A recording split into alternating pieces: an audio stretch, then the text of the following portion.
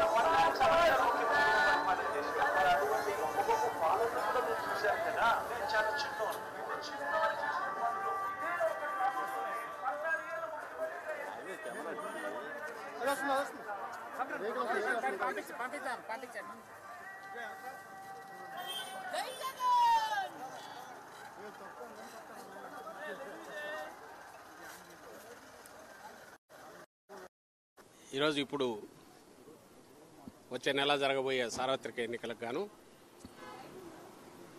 NRI USA స్పెసిఫిక్గా US విభాగానికి చెందిన ఎన్ఆర్ఐ మిత్రులు 13 వెహికల్స్కు ప్రచార రథాలకు స్పాన్సర్ చేస్తూ మొత్తం తయారు చేయించారు. వాటిని ఇప్పుడే జెండా ఊపి ప్రారంభించి నియోజకవర్గాలకు పంపారు.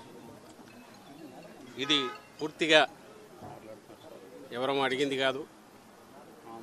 స్వచ్ఛందంగా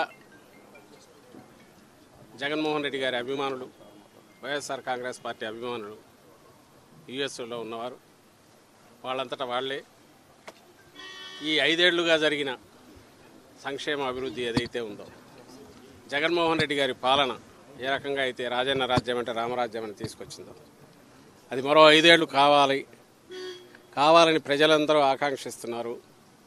ఎక్కడికెక్కడ స్వచ్ఛందంగా ముందుకు వస్తున్నారు.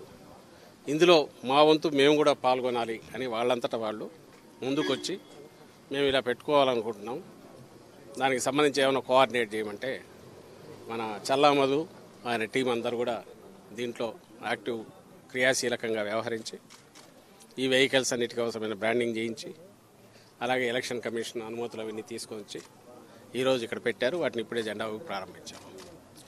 ఇది నిజంగా సంతోషించదగ్గ విషయం. ఎవరికి వాళ్ళు ఇది మా ఇంట్లో పెళ్ళి అన్నట్టు, ఎవరికి వాళ్ళు ఇది మా విజయం, జగనన్న విజయం అంటే మా విజయం అని అనుకొని ఎక్కడెక్కడ ఉన్న వాళ్ళందరూ కూడా వాళ్ళంతా వాళ్ళే ముందుకు రావడం అనేది చాలా సంతోషించదగ్గ విషయం. అండ్ ఎలా పార్టీ ఓ ప్రభంజనంలాగా వైఎస్ఆర్ కాంగ్రెస్ పార్టీ ఎలా విజయం సాధించబోతోంది, ప్రజల గుండెల్లో ఎట్లయితే స్థానం సంపాదించుకుందో, అలాగే విదేశాల్లో ఉన్న అభిమానులు కూడా మా అన్న వల్ల రాష్ట్రం బాగుపడుతుంది, మా జగనన్న వల్ల అని ఎంత గర్వంగా ఫీల్ అవుతున్నారు అన్నదంతా ఈరోజు వాళ్ళ ఈ క్రియాశీలకంగా ప్రోయాక్టివ్గా వాళ్ళు తీసుకున్న దీంట్లో రిఫ్లెక్ట్ అవుతుంది. ఇక్కడ అందులో పార్టిసిపేట్ చేసిన వాళ్ళు ఇక్కడ కూడా ఉన్నారు కొంతమంది. ఇందులో ఈ యజ్ఞంలో పార్టిసిపేట్ చేసి స్పాన్సర్ చేస్తున్న వాళ్ళలో కొంతమంది యుఎస్ఏలో ఉన్నట్టున్నారు. వాళ్ళు తమ పేర్లు చెప్పమనట్లేదు, లేదా మాకు ప్రచారం కావాలని వాళ్ళు అడగట్లేదు. మేము జగనన్న చేస్తున్న ఈ యజ్ఞంలో మేము కూడా పార్టిసిపేట్ చేయాలనుకుంటున్నాం. ఈ విజయంలో మా వంతు మేము కృషి చేసినట్టు ఉండాలి, ఇంకా ఎక్కడన్నా ఉంటే చెప్పండి అని కూడా వస్తున్నారు. వాళ్ళందరికీ నా అభినందనలు. అలాగే గత వారం రోజులుగా రేయింబౌళ్ళు పనిచేసి వీటన్నిటిని రెడీ చేసుకున్న ఇక్కడ పార్టీ కార్యకర్తలకు అలాగే ఇక్కడ ఉన్న సభ్యులందరికీ కూడా నేను అభినందనలు తెలియజేస్తున్నా. చాలా ఉత్సాహంగా ఉంది మాకు. ఎందుకంటే చెప్తున్నా కదా, వచ్చే ఎన్నికలు 20 రోజుల్లో పూర్తి అయితే ఆ తర్వాత మరోసారి జగన్మోహన్ రెడ్డి గారు ఇంతకంటే ఇప్పటికంటే ఇంకా ఎక్కువ మెజారిటీతో ప్రభుత్వం స్థాపించబోతున్నారు, ప్రమాణ స్వీకారం కూడా చేయబోతున్నారు అనే ఊపు ఇప్పటి నుంచే కనపడుతుంది. ఈరోజు అభ్యర్థులు అడగలేదు, పార్టీ అడగకుండా వీళ్ళ ముందుకు వచ్చి చేయడంలో అది ఎక్స్ప్రెస్ అవుతుందని చెప్తూ మరోసారి అందరికీ అభినందనలు తెలియజేస్తున్నాను. ముఖ్యంగా వీటిని స్పాన్సర్ చేసిన యుఎస్ఏలో ఉన్న ఎన్ఆర్ఐ మిత్రులందరికీ కూడా అభినందనలు అండ్ కృతజ్ఞతలు కూడా తెలియజేస్తున్నారు. Thank you. సీఎం గారు దాడి ఘటన మీద ఈరోజు దుర్గారావు టీడీపీ సానుభూతిని అరెస్ట్ చేశారు. మీరు మొదటి నుంచి ప్లాన్డ్ అటాక్ అని మీరు మొదటి నుంచి చెప్తున్నారు, ఈరోజు వాళ్ళని అరెస్ట్ చేశారు. ప్రీ ప్లాన్డ్ అటాకే. ఇప్పుడు ప్రీ ప్లాన్డ్ అటాక్ అనేదానికి రీజన్ కూడా చెప్పాము. ఎందుకు చెప్పామంటే జరిగిన పద్ధతి కానీ ఆ ఫోర్స్ ఎంత ఫోర్స్ఫుల్గా వచ్చింది అనేది కానీ అది ఇద్దరికి తగిలి కూడా అంతే ఫోర్స్ఫుల్గా తగలడం అంటే ఇట్ ఈజ్ నాట్ ఎవరో ఆకతాయి చేసిందో ఊరక గాల్లోకి విసిరిందో ఇచ్చేసిందో కాదనేది అక్కడ క్లియర్గా అర్థమవుతుంది. గురి పెట్టి కొట్టారు, అదృష్టవశాత్తు తప్పింది, మా అదృష్టవశాత్తు అది తప్పింది. అక్కడికి ఈయనకు తగిలి రెండవది వెల్లంపల్లి శ్రీనివాస్ కూడా తగిలింది, ఆయన కన్నుకు తగిలింది నేరుగా. ఆయనకే అంత ఫోర్స్ఫుల్గా తగిలింది అంటే జగన్మోహన్ రెడ్డి గారికి ఇంకా ఎంత గట్టిగా తగిలి ఉంటుంది. అది కొంచెం కింద అయితే ఏమయ్యేది, ఇది మేము ఎక్స్ప్రెస్ చేసింది. మేము ఎక్స్ప్రెస్ చేయడానికి ఒక సాలిడ్ రీజన్ ఉంది. అయితే దీని మీద వాళ్ళు టీడీపీ కానీ అలాగే పవన్ కళ్యాణ్ గారికి బ్యాచ్ కానీ వీళ్ళు అంటున్న మాటలు ఇదంతా డ్రామా అని అంటున్నారు. మళ్ళీ చెప్పాము, మళ్ళీ చెప్తున్నాను, ఇదే డ్రామా వాళ్ళని ఆడమని చెప్పండి. నిజంగా దూరం నుంచి రాయి పెట్టి కొట్టించుకోమండి ఎట్లుంటుందో. ఎవడైనా సరే అక్కడి నుంచి రాయి పెట్టి కొట్టించుకోవడము ఇంకోటి చేయడం అనేది సాధ్యమా? సెకండ్ థింగ్, ఆ కాన్స్టిట్యున్సీకి సంబంధించిన బోండామో ఎవరో టార్గెట్గా పోతున్నారు, ఆయన ఇరికించాలని చూస్తున్నారు అంటారు. ఇరికించాలని చూడడం ఇది. రేపు ఎవడైనా సరే హత్య చేసిన వాడైనా నన్ను దీంట్లో ఇరికించాలనుకుంటున్నారంటే ఎట్లా కుదురుతుంది?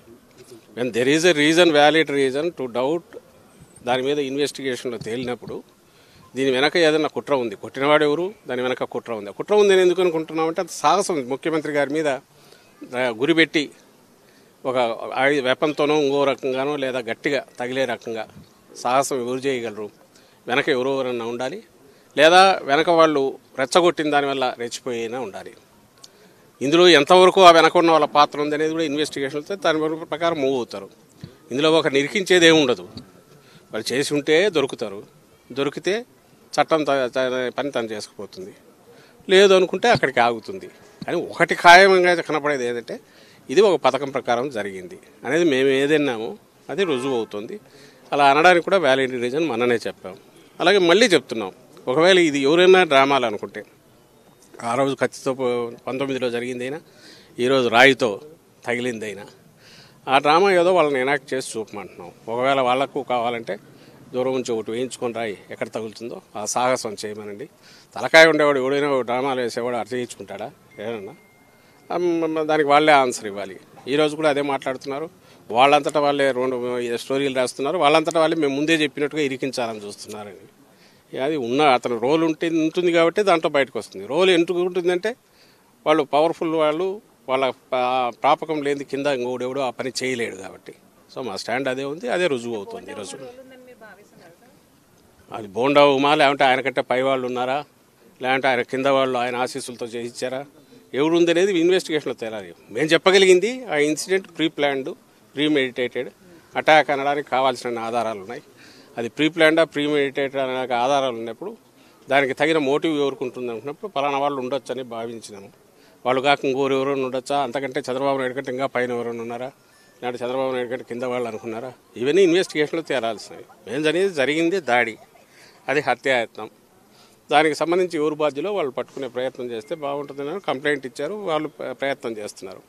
ఇప్పుడు అక్కడ ఎవడెవడో బయటకు వచ్చినప్పుడు ప్రతి ఒక్కరిని మీరు ఇరికించాలని చూస్తున్నారంటే అది సాధ్యమైంది. ఎవడైనా తప్పు చేసినాడు నన్ను ఇరికించాలని చూస్తున్నారంటే ఎంత దాంట్లో రేషనల్ ఉంటుందో, హేతుబద్ధత ఉంటుందో, దీనికి అంతే ఉంటుంది. ఏమున్నాయి, మోడల్ కోడ్ అప్లై అవుతుంది అన్నారు. సో ఆ మోడల్ కోడ్ ప్రకారం ఏది అప్లై అయితే అది అవుతుంది, అంతే కదా. మంత్రులకు ఏది అప్లై అయితే క్యాబినెట్ ర్యాంక్ ఉన్న వాళ్ళకి అదే అప్లై అవుతుంది. అది ఏముంటుందో దాని ప్రకారం ఉంటుంది. Thank you.